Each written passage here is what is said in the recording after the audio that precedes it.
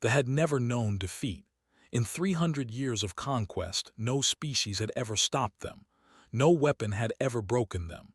No army had ever made them retreat. They moved across the galaxy like a dark wave, swallowing everything in their path. High Commander stood on the bridge of her flagship, the Eternal Hunger. The ship was alive, it breathed, it healed. Like all vessels, it was grown from biological matter, a living thing that could repair itself from almost any damage. The walls pulsed with a slow rhythm, like a heartbeat. The floors were warm and soft beneath her feet. Through the viewing screen, she watched a planet burn. They had been a proud people. They had built great cities that touched the clouds. They had created art and music that other species traveled across star systems to witness. They had believed their civilization would last forever. They had been wrong. Their final broadcast played on the bridge speakers. A voice, trembling with fear and grief, spoke words of farewell to the universe. I did not understand the language, but she had heard enough dying species to recognize the sound. It was always the same. Denial, then anger, then bargaining, then acceptance. They had reached acceptance. The broadcast ended. The planet's surface glowed orange with fire. I felt nothing. This was simply what they did. They found worlds. They conquered them. They absorbed the useful pieces and discarded the rest. It was not cruelty. It was nature. The strong consumed the weak. This was the way of all living things. "High Commander," said one of her officers, "we have received new intelligence from our scouts." I turned away from the burning world. "Report. A new species has been detected at the far edge of the galaxy. They call themselves humans." The officer transferred the data to the main screen. Images appeared showing small blue and green worlds. Ships made of metal moved between them, leaving trails of exhaust behind. Cities covered the surfaces of planets, ugly and square, built from dead materials. "Primitive," I said. She studied the information carefully. The humans had only colonized 12 worlds. Their ships used simple fusion engines. Their weapons were chemical and nuclear, technologies that had surpassed thousands of years ago. "What is their military strength?" "Minimal, High Commander. They appear to be divided into competing nations. They spend much of their energy fighting each other. Our analysts estimate a full conquest would take less than one cycle." I almost smiled. Another easy victory. Another species added to the long list of the conquered. "Send the Ninth Fleet. 47 ships should be more than enough." "Yes, High Commander." The officer left to deliver the orders. I returned her attention to the viewing screen. The world was dying now, its atmosphere thick with ash and smoke. Soon it would be silent like all the others. She wondered briefly if the humans would beg like the Had, or if they would fight like the fierce and hopeless until the very end. It did not matter. The result would be the same. It was always the same. Far across the galaxy, the Ninth Conquest Fleet gathered.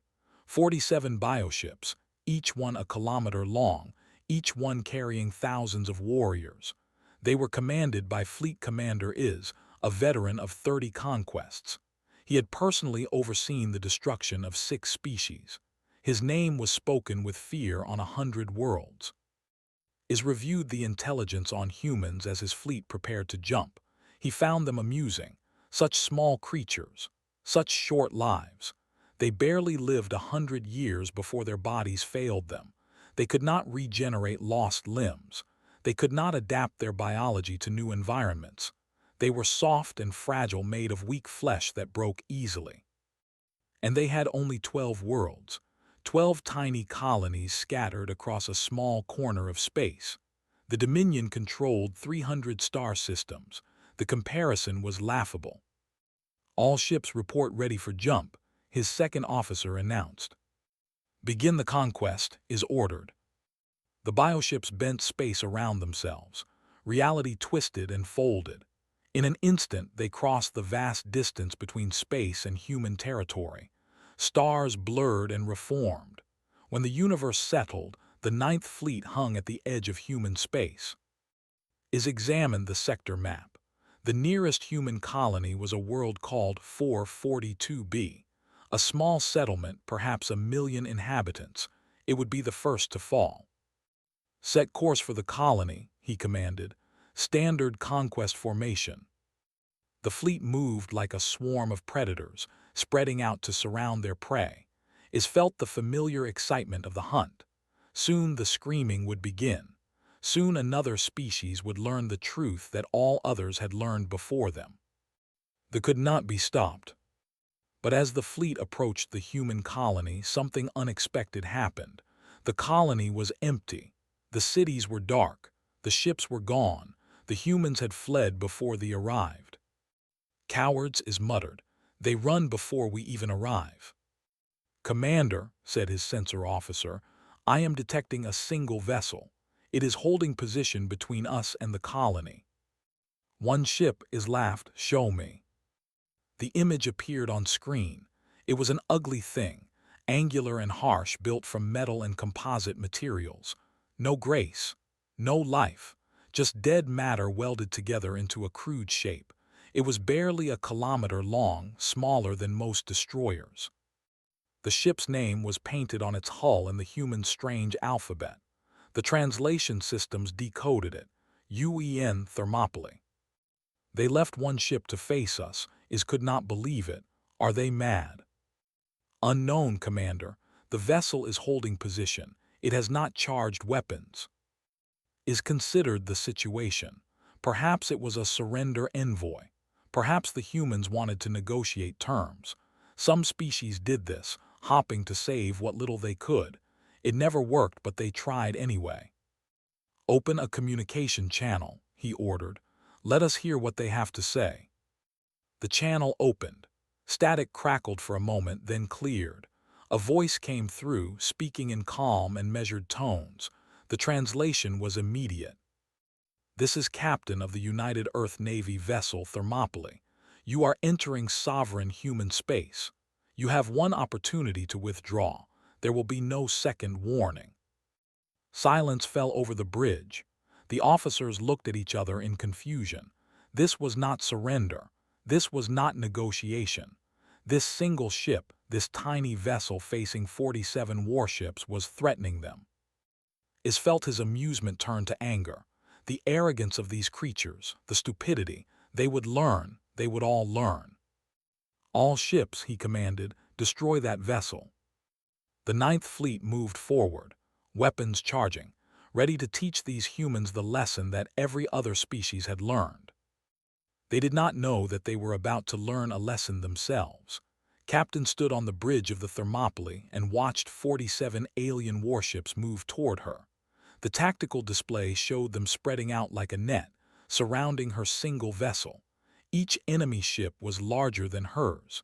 Each one carried enough firepower to crack a moon. She felt no fear. She had known this moment was coming for years. Captain, said Lieutenant, her weapons officer, enemy ships are charging weapons. Impact in 3 minutes. Understood. His voice was steady. She had trained for this. Her entire crew had trained for this. All hands battle stations. This is not a drill. Throughout the ship, alarms sounded. Crew members ran to their positions. Blast doors sealed. Weapon systems came online. The Thermopylae was a small ship, but it was packed with more firepower than anything humanity had ever built. Looked at the enemy fleet on her screen. She knew their history. Everyone on Earth knew their history. They had been conquering their way across the galaxy for 3 centuries. They had destroyed dozens of civilizations. They had never lost a war. They had never even lost a major battle. Today, she intended to change that. Open a channel to Fleet Command, she ordered. Channel open, Captain. This is Thermopylae Actual to Earth Command. Enemy fleet engaged. 47 hostile vessels confirmed. Colony evacuation successful. Beginning defense operation. She paused. Tell my husband I love him. Out. She closed the channel before anyone could respond. There was nothing more to say. The time for talking was over. Lieutenant, she said, activate the Prometheus systems. His fingers moved across his console. Deep within the Thermopylae, experimental reactors came to life. Weapons systems that had never been tested in real combat powered up. The ship's hull began to glow with contained energy. The Prometheus project had been humanity's secret for 20 years. When the first reports of the reached Earth, the governments of the world had done something they rarely did. They worked together. They pooled their resources. They built weapons designed for one purpose: to kill things that would not die. The bioships could heal from almost any damage. Their hulls adapted to weapons after the first few hits. They evolved in real time, becoming immune to whatever hurt them. No species had ever found a way to beat this advantage. Humanity had found a way. Prometheus systems online, reported. All weapons ready. Smiled, it was not a kind smile.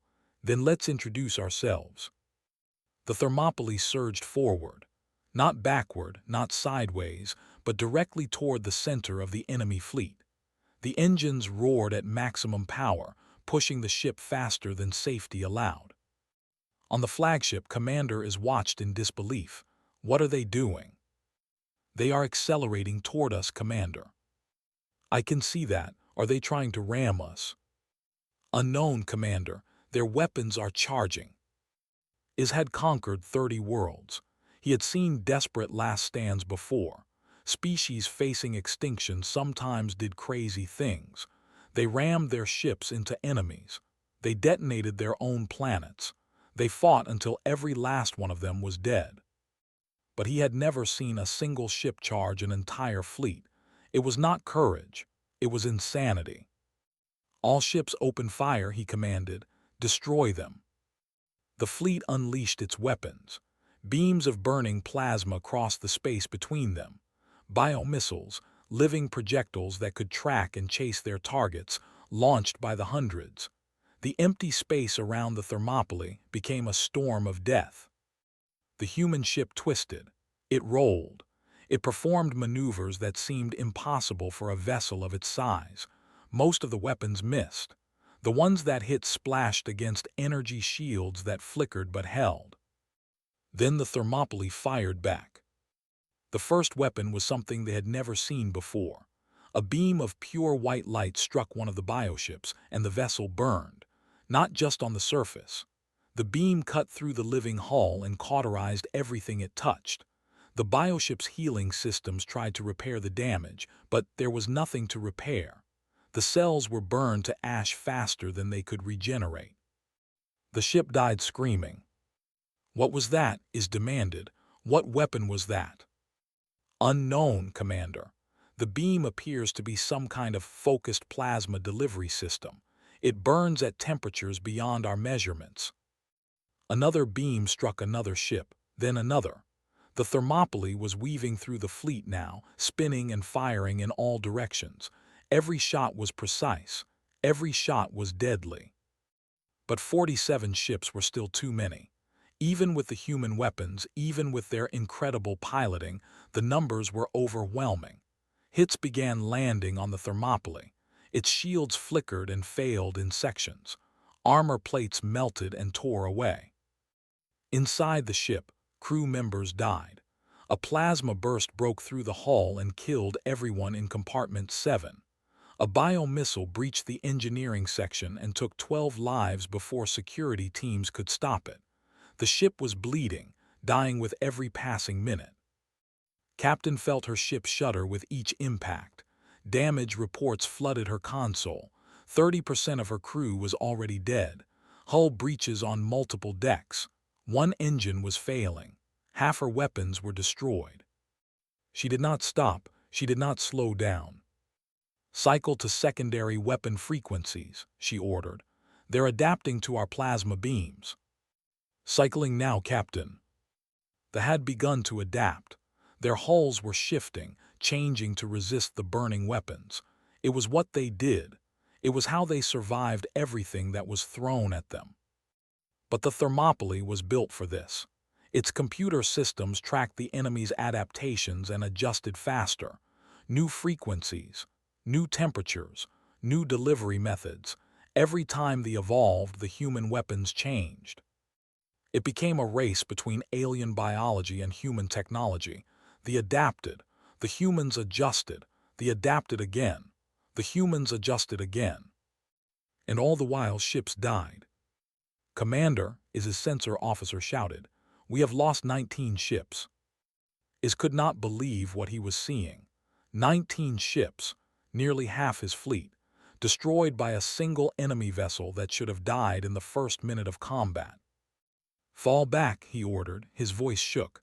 "All ships fall back and regroup." The fleet retreated. For the first time in living memory, a conquest fleet ran from an enemy. They pulled back, trying to escape the terrible human ship that had torn them apart. But the Thermopylae was dying too. It hung in space now, no longer able to chase.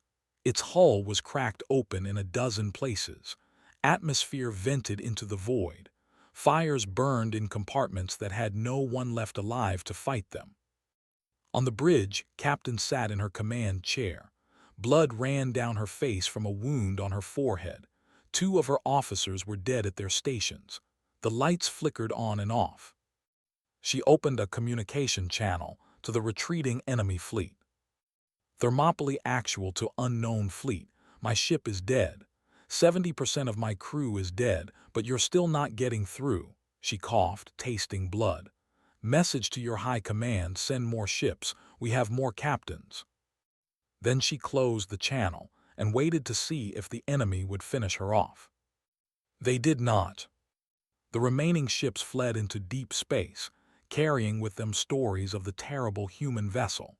Stories of a ship that should have been helpless but had instead become death itself. The Battle of Skate was over. The war was just beginning. The news spread across human space like wildfire. A single ship had faced an alien invasion fleet. A single ship had destroyed 36 enemy vessels before it fell silent. A single ship had stopped the most feared conquerors in the galaxy. On Earth, people gathered in the streets. They watched the footage that rescue ships had recovered from the Thermopylae's damaged computers. They saw the impossible battle. They saw their people fight and die against overwhelming odds.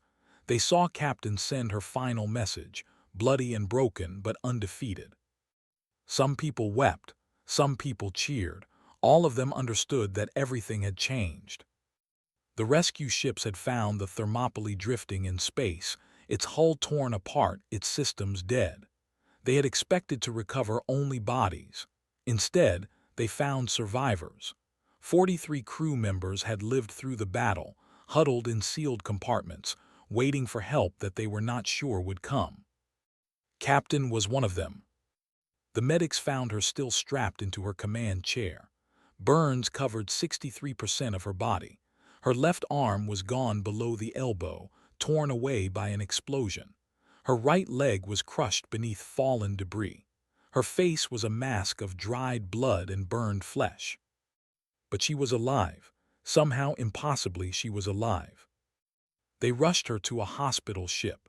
Doctors worked for 18 hours to save her life. They replaced her arm with a mechanical prosthetic. They rebuilt her leg with synthetic bones and artificial muscles. They grafted new skin over her burns and gave her a new eye to replace the one she had lost. When she finally woke up, the first thing she asked was about her crew. 217 dead, the doctor told her gently. 43 survivors, including you. Closed her eyes. 217. She had known them all. She had trained with them. She had eaten meals with them. She had promised to bring them home. "Did we stop them?" she asked. "Yes, Captain, you stopped them." She nodded slowly. Then she asked her second question. "When can I get back to my ship?" The doctor stared at her. "Captain, your ship is destroyed. You nearly died. You need months of recovery before you can even walk again." "Then build me a new ship," said, "and make it bigger." Across human space, the reaction to the battle was overwhelming. Fear mixed with pride, grief mixed with determination. They were coming. Everyone knew that. They had conquered 300 star systems. They would not stop because of one lost battle. But humanity had learned something important from the Battle of Sgate. They had learned that they could be hurt, they could be stopped, they could be killed. And humanity was very, very good at killing. The governments of Earth and its colonies held an emergency meeting. Old arguments were forgotten. Old conflicts were set aside. For the first time in human history, every nation agreed on a single goal. They would build a fleet. They would prepare for war. And when they returned, humanity would be ready. Factories that had built civilian ships were converted to military production. Scientists who had studied peaceful applications of technology were reassigned to weapons development. Soldiers trained in simulations based on the Battle of Sgate, learning every tactic that had worked against the alien ships. The Prometheus Project, once a desperate secret, became the foundation of humanity's defense. The plasma weapons that had burned through hulls were mass-produced. The adaptive targeting systems that had matched the aliens' evolution were installed on every ship.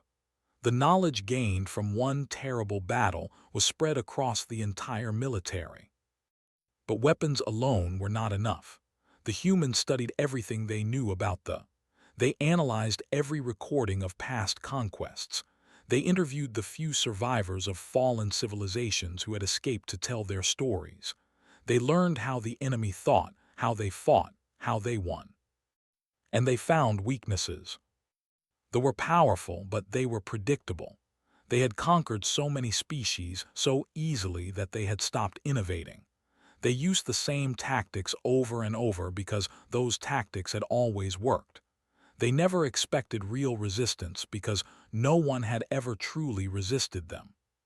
Humanity would give them something they had never faced before, an enemy that learned faster than they did. The shipbuilders worked day and night.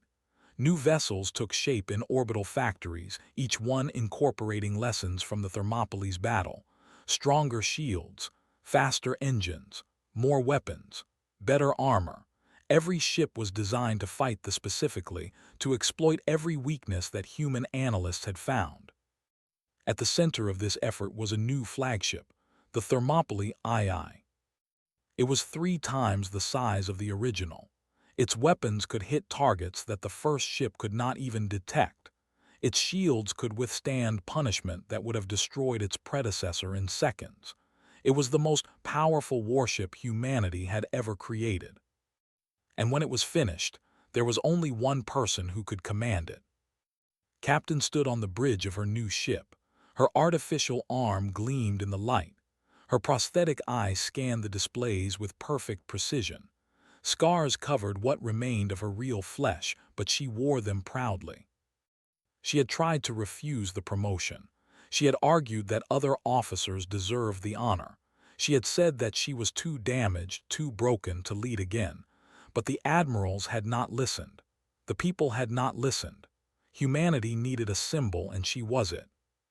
So she accepted, not for glory, not for revenge, but because she knew they would return, and when they did, someone needed to stop them again.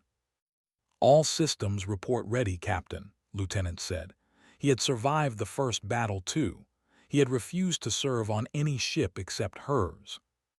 Looked at her crew. Some were veterans of Sgate. Others were new recruits who had joined after watching the footage of the battle. All of them had volunteered for this mission. All of them knew they might not come back. "They are coming," she told them. "Intelligence reports a massive fleet gathering at the edge of their territory. They're bringing everything they have. They want to crush us in one overwhelming attack." She paused, letting her words sink in. "But we're not the same species they attacked 6 months ago. We've learned. We've grown. We've built a fleet that can match them, and we have something they'll never understand." Her crew waited for her to continue. "We have something to fight for. Our homes, our families, our future. They conquer because it's all they know how to do. We fight because we choose to, because we refuse to kneel, because we would rather die standing than live as slaves." She turned to face the viewing screen, where stars stretched out into infinity. "They've conquered 300 systems. They think they know what war is. They don't. They've never faced humanity. They've never faced a species that spent 10,000 years learning how to kill. Her voice hardened. Let's teach them. The fleet was ready. Humanity was ready. Now they waited for the enemy to come. High Commander sat alone in her chambers on the room was dark. The walls, like all structures, were made of living tissue. They pulsed slowly, matching the rhythm of her troubled thoughts.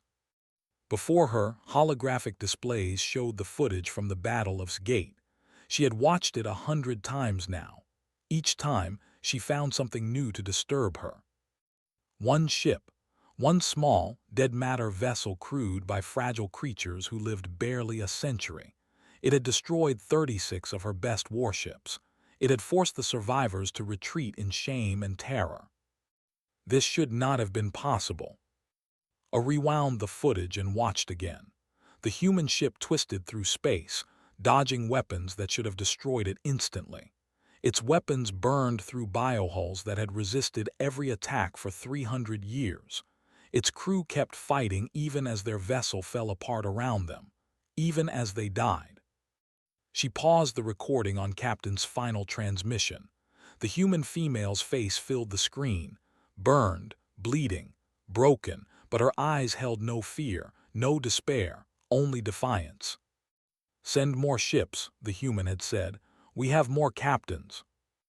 I had commanded armies. She had crushed civilizations. She had watched entire species beg for mercy before she destroyed them. She knew what defeat looked like. She knew what fear looked like. This human had not been afraid, not even at the end, not even when death was certain. Why?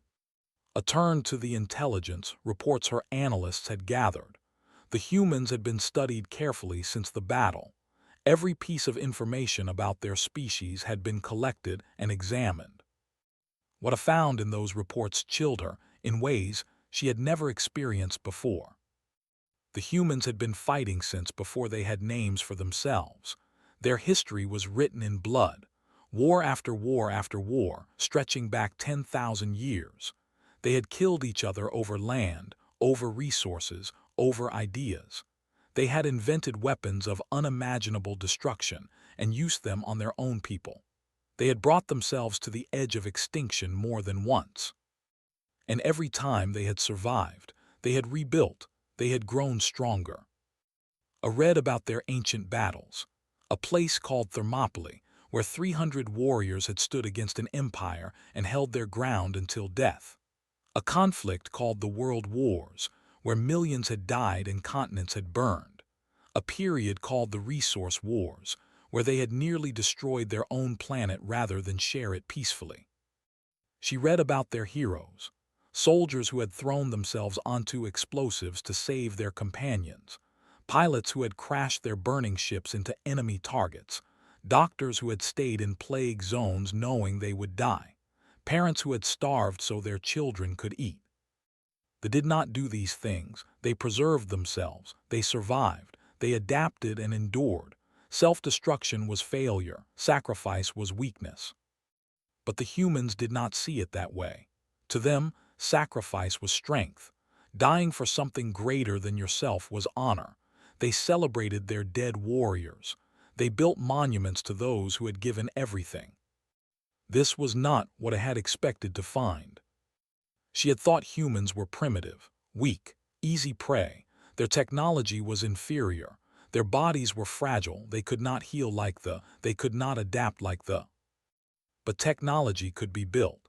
Bodies could be replaced with machines. What could not be manufactured or grown was something far more dangerous. Will. The humans had an endless supply of it. I called a meeting of the Dominion's greatest military minds. They gathered in the war chamber, a vast space lined with trophies from conquered worlds. Flags and weapons and artifacts from 100 dead civilizations hung on the walls, reminders of supremacy. Today, those reminders seemed hollow. "The humans must be destroyed," said Admiral Oss, commander of the Second Fleet.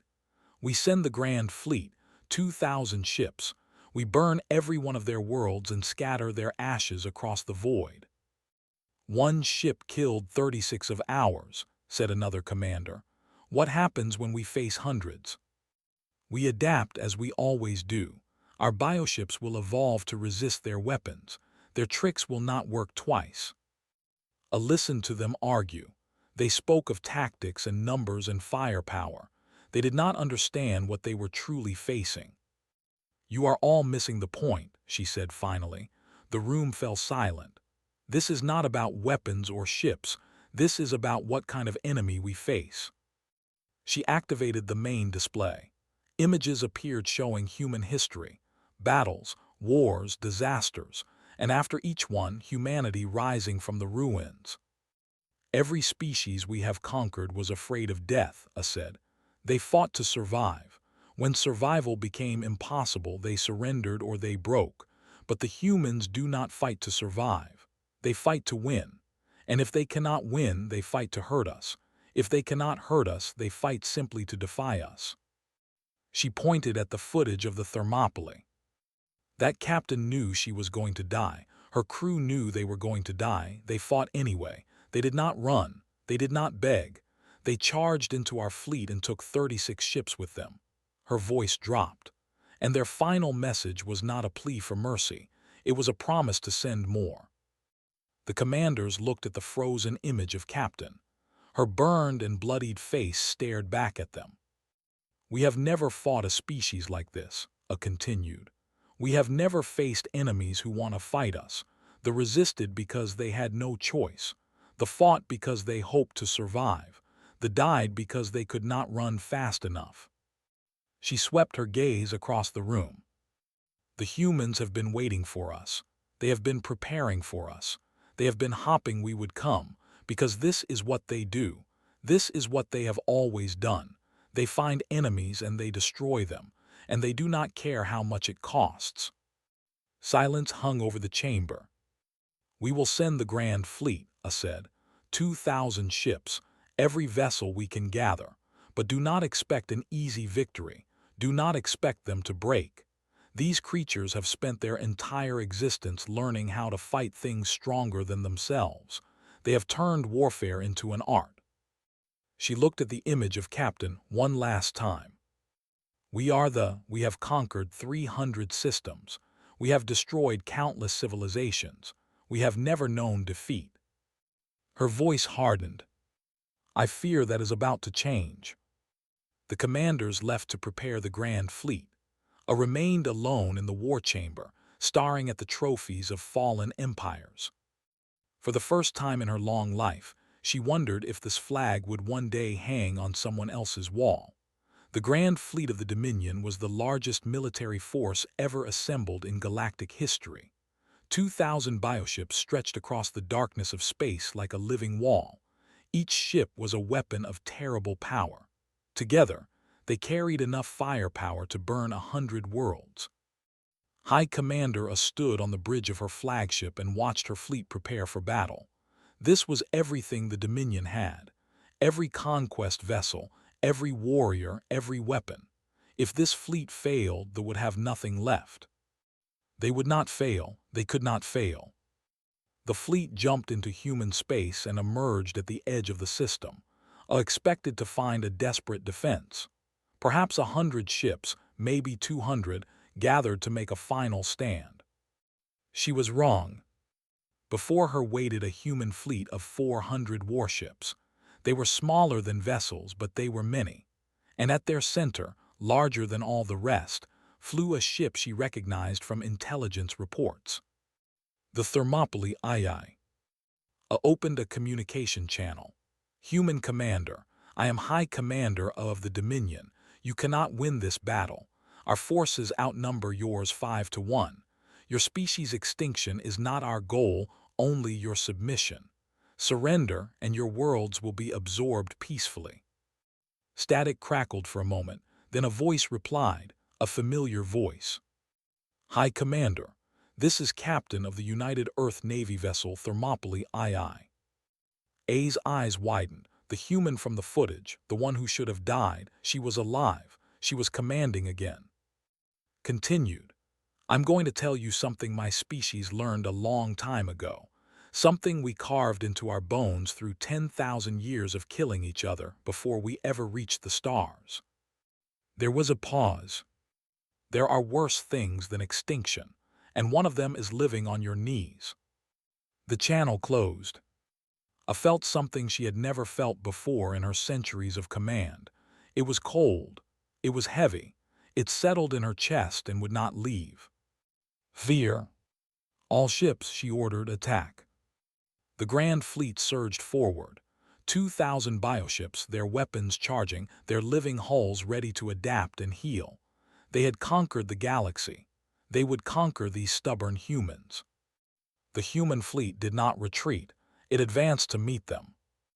What followed was the largest battle in the history of known space. Ships clashed in the darkness between stars. Weapons flashed and burned and tore through hulls. Explosions bloomed like flowers of fire. They adapted.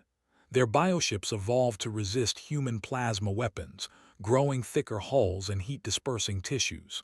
For a moment, it seemed like the tide might turn. But the humans had learned too. Their weapons cycled through new frequencies faster than they could evolve. Their ships worked in coordinated groups, focusing fire on single targets until even regenerating hulls could not keep up. Their pilots flew with an aggression that bordered on madness, trading their lives for kills without hesitation. Captain led from the front. The Thermopylae II cut through formations like a blade through flesh. Her ship was a terror, destroying everything that came near it. And when enemy vessels tried to swarm her, other human ships would sacrifice themselves to protect her. I watched in horror as her grand fleet began to crumble. "Why won't they stop?" she whispered. "Why won't they break?" No one answered her. There was no answer. This was simply what humans were. They did not break. They did not surrender. They fought until they won or until there was nothing left of them to fight. The battle lasted 9 days. 9 days of constant combat. 9 days of death and fire. 9 days of hell. The humans lost 40 million people. 3 of their colony worlds were destroyed by ships that broke through the defensive lines. 2/3 of their fleet was reduced to wreckage. But they lost everything. The Grand Fleet was annihilated. 2,000 ships became debris floating through the void. The greatest military force in galactic history was erased from existence. And High Commander watched it all from an escape pod, the only survivor of her flagship. She drifted in space, surrounded by the corpses of her empire's ambitions. Human rescue ships were everywhere now, pulling survivors from wrecked vessels, collecting the dead, claiming their victory. A human ship approached her pod. A voice came over her communicator. "Survivor, this is the UEN. Prepare to be brought aboard." I considered refusing. Considered dying here, among the ruins of everything she had built. But some part of her, some ancient survival instinct, would not let her. She surrendered. They brought her to Captain. The human female stood on the bridge of the Thermopylae II, surrounded by her surviving officers. She looked tired. She looked wounded. But she also looked victorious. I stood before her, the first High Commander in history to be captured by an enemy. "Why?" I asked. "You could have run, you could have hidden, you could have surrendered and survived. Why did you fight?" Studied her with that artificial eye, the one that gleamed in the dim light. "Because running never works," she said simply. "Because hiding just delays the end. Because surrendering means becoming something less than what we are." She stepped closer. "And because no one else was going to stop you. You lost millions. You lost worlds. Was it worth it?" Did not hesitate. Yes. The war was over. The Dominion collapsed within a year. Without their fleet, without their commanders, their conquered peoples rose up and threw off their chains. 300 years of empire crumbled into dust. And humanity became something new. They did not conquer the fallen territories. They did not take revenge on the species that had tried to destroy them. Instead, they helped rebuild. They formed alliances. They became protectors of the weak and enemies of tyrants. Other species learned to look to humanity for leadership, not because humans were the strongest, but because they had proven they would stand against anything. They would fight when no one else would. They would die rather than submit. A century later, a memorial was built at its gate. It stood where the Thermopylae had made its famous stand, where one ship had stopped an empire. The memorial was a simple stone pillar floating in space, visible to every ship that passed. On it was carved a phrase from ancient human history, two words in a language that had been dead for thousands of years before humanity reached the stars, two words that meant everything.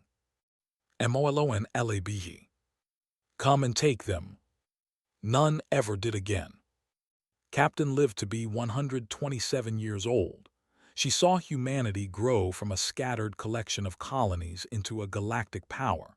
She saw former enemies become friends. She saw the galaxy change because of what her people had done. On her deathbed, surrounded by family and friends, someone asked her what she wanted to be remembered for. She smiled with lips still marked by ancient scars. "Tell them I was just a captain," she said. "Tell them I had a good ship and a brave crew. Tell them we did what humans do." "And what is that?" Her smile widened. "We refuse to lose."